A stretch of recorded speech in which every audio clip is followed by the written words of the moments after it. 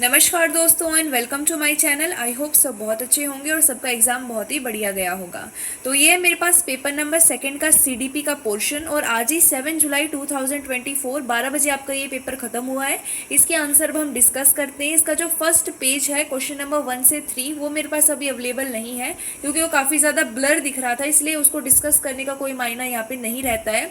अगर आपके पास वो क्वेश्चन है तो क्वेश्चन नंबर फर्स्ट से लेके थर्ड तक आप मुझे कॉमेंट बॉक्स में बता सकते हैं, हम उनको भी डिस्कस कर लेंगे। तो क्वेश्चन नंबर फोर्थ जो है हमारा असर्शन एंड रीजन टाइप का है।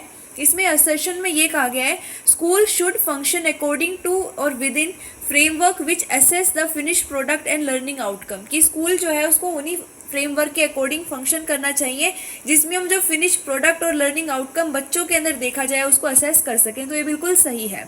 और इसका रीज़न कहा गया है कि जो लर्निंग है वो टाइटली सिक्वेंशियल एंड हायरार्किकल होती है। ये भी बिल्कुल सही स्टेटमेंट है।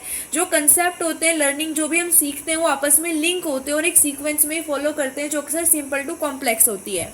दोनों ही असर्शन और रीज़न सही है, लेकिन जो रीज़न है वो करेक्ट नहीं है असर्शन का, इसलिए फर्स्ट ऑप्शन पे हम जाएंगे कि ए और जो आर है असर्शन और रीज़न दोनों सही है, लेकिन जो ए है वो आर की सही व्याख्या नहीं करता है। ठीक है, तो इसकी व्याख्या यानी एक्सप्लेनेशन करेक्ट नहीं है।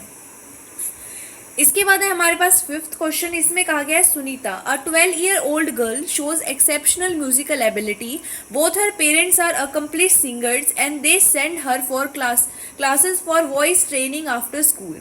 हर capabilities are most likely to be result of an interaction between. देखो इसमें बताया गया है साफ साफ कि सुनीता 12 साल की लड़की है और बहुत ही अच्छा उसके पास म्यूजिकल एबिलिटीज़ हैं, बहुत अच्छा वो गाती है। उसके मम्मी पापा दोनों ही क्या है, बहुत ही जाने पहचाने बहुत ही अच्छे सिंगर्स हैं और वो अपनी बेटी को क्लासेस में डालते हैं कि वो अपनी वॉइस को ट्रेनिंग कर सके, उसकी वॉइस जो है उसको और अच्छा किया जा सके उसके स्कूल के बाद।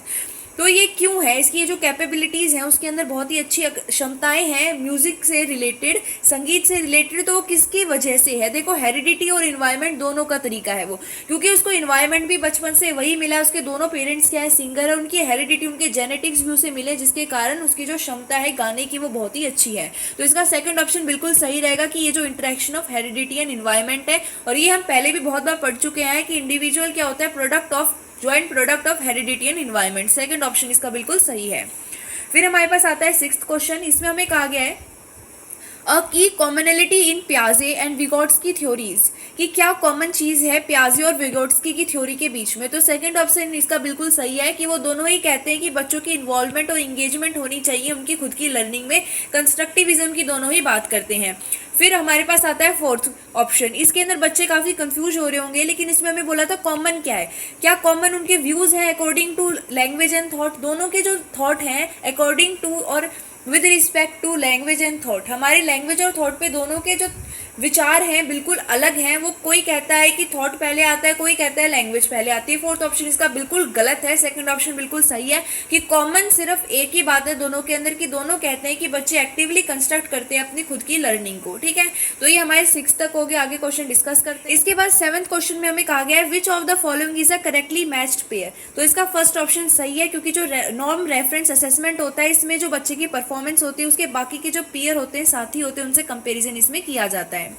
फिर आता है eighth question. Sensitive periods are those time periods during which certain dash specially important for course of normal development.